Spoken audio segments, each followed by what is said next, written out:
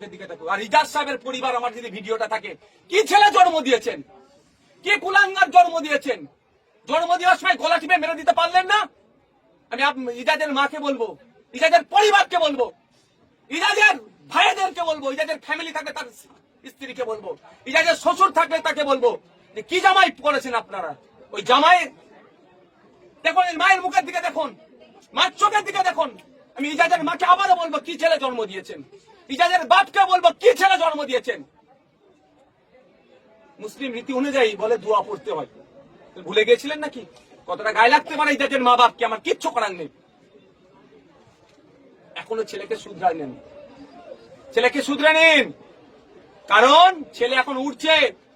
ওই রকম এসপি লেভেলের অফিসারকে জব্দ করে দিচ্ছি আমরা, ডিএসপি লেভেলের অফিসারকে আমরা জব্দ করে দিয়েছি।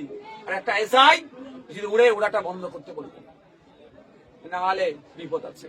রাজ্য সরকার ইজাজ সাহেব যদি মনে করে মমতা ব্যানার্জি পা চাটবে, তৃণমূলের পা চাটবে, ওর পা চাটা আমরাও বার করবো, ওর ব্যবস্থা আমরা গ্রহণ করব, একদম ছেড়ে কথা বলবো না। আর ইজাজ সাহেবের আবার পরিবারকে বলছি, কি ছেলে জন্ম দিয়েছেন, কি ছেলে জন্ম দিয়েছেন। একটা মায়ের চোখের পানি বার করেছে অন্যায় ভাবে, এই ছেলে জন্ম হওয়ার পরে ফেলে দিতে পারলেন না, গলা টিপে মেরে দিতে পারলেন না। আমার কথাটা খারাপ লাগতে পারে, আমি এই ধরনের কথা বলি না। আজকে আমি বলতে বাধ্য হচ্ছি, ওই ছেলে এজাজের মাকে বলছি, এজাজের আব্বাকে বলছি, ওই এজাজকে জন্ম দেওয়ার আগে, এই জন্ম দেওয়ার আগে যদি পারতেন কি ব্যবহার করতে সেটা ব্যবহার করতে, তাহলে ওই ছেলে জন্ম হতো না। আর জন্ম হয়ে গেছে, এই ধরনের ছেলে গলা টিপে মেরে দিতে পারলেন না। খারাপ লাগছে যাদের মা বাপকে ভিডিওটা শুনলে, কিছু করার নেই।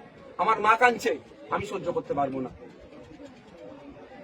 যদি সত্যিকারের বাপ মা ঠিক থাকে, আমি আশা করবো ইজাজকে অন্তত মা, ইজাজের আব্বা, মা, আমি মা হিসাবে ডাকছি, ইজাজের বাপ আমি বাপ হিসাবে ডাকছি, বাপ মা তোমরা ইজাজকে একটু বুঝিও।